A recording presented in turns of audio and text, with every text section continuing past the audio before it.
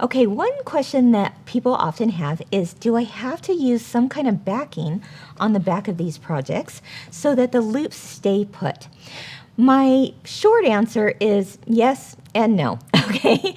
And that is because if you were going to hang this project on a wall, certainly no one is going to be taking it off the wall and pulling at it and trying to get those loops out, right? So really, just cinching it up like I showed you in the previous video would be just fine, and you can hang this up. But maybe you want to finish it off nicely because you're gifting it to someone and you don't want all of these yarns and threads showing, right? Or maybe you just want to have that extra measure of security that nothing is going to pull at it from behind. Well, I've got a few ideas for how to finish this off. Okay, let me show you some examples as I set this one aside. Right here we have the bumblebee, which I absolutely love. And on the back of this, I've actually placed a piece of chipboard on the back. Now, it's a pretty thin chipboard, as you can see, and all I did was take my hoop and trace it onto my chipboard and cut it out. Now, while I do like this idea, and it certainly gives it a nice finished look, the reason why I don't love it as much as maybe some of the other ideas is because this is quite permanent, right?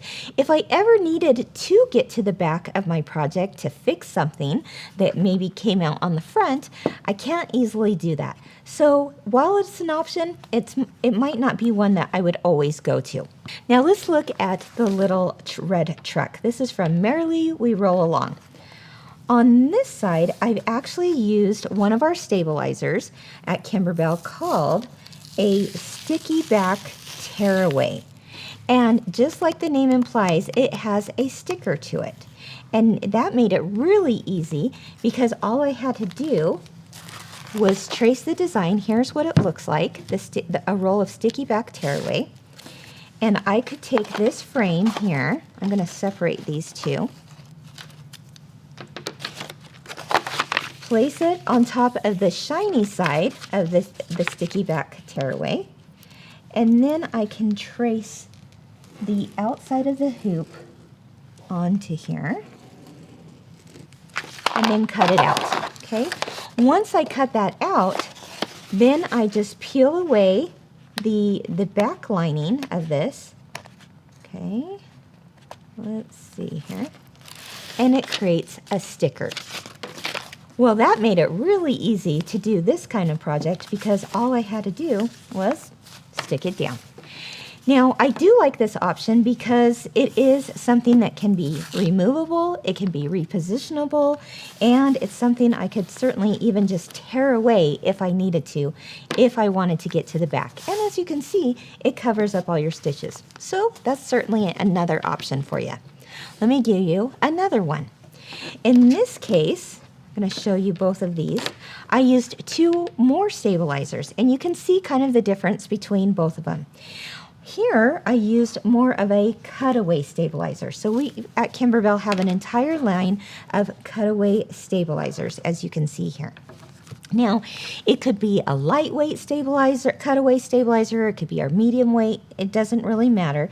But just like I did before where I traced the outside of this inner ring, I did that with this, and now I placed little glue dots, little dabs of glue, like a tacky glue, around the outside edge, and then place that on there.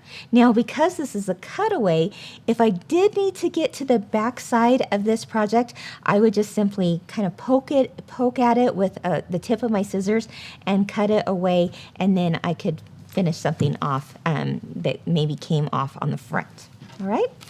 All right, so there's another option, but in this case, you can see it's a little bit more pressed down into the project itself. What did I use? Well, you've got two possibilities here. This is our Kimberbell Fusible Backing Stabilizer, and this is our Kimberbell Silky Soft Fusible Backing. Either one of them would give you pretty much the same kind of look and feel to it. On this one, I used our Silky Soft backing. The Silky Soft is, just like it implies, it's silky and it's soft, and it's very thin. Now, when you go to iron this, because it is a fusible, both of these are fusibles, you actually want to use a pressing cloth on it first. I might just take a scrap of fabric, place that over it, and then with a high heat setting, give it a good press for about 8 to 10 seconds is all. And then lift and then press again. All right, don't do this, just press. And there you've got a more permanent solution because it is fusible. All right, and then finally, another option. I've got to show you how cute this flag is. This is from our 4th of July collection, Americana collection. I just used a felt. Now at Kimberbell we also have our embroidery felt, and we have it in a whole variety of colors that you can pick from so that you can match it to your project just as you wish. And all I did was I measured the inside of this frame. In this case it was 8 1/4 by 8 1/4, cut that off, and then once again gave it a little bit of spray glue and then placed it on there and it attached. All right, so there's a few ideas for you. I'm going to show you real quick with this one.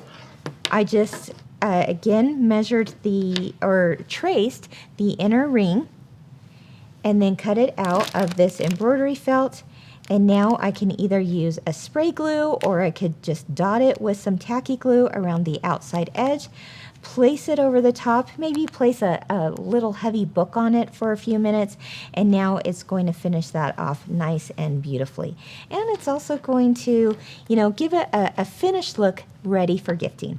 All right, so no matter what option you choose, you've got certainly a whole lot of options with these different Kimberbell stabilizers or felt, and you can find them at kimberbell.com.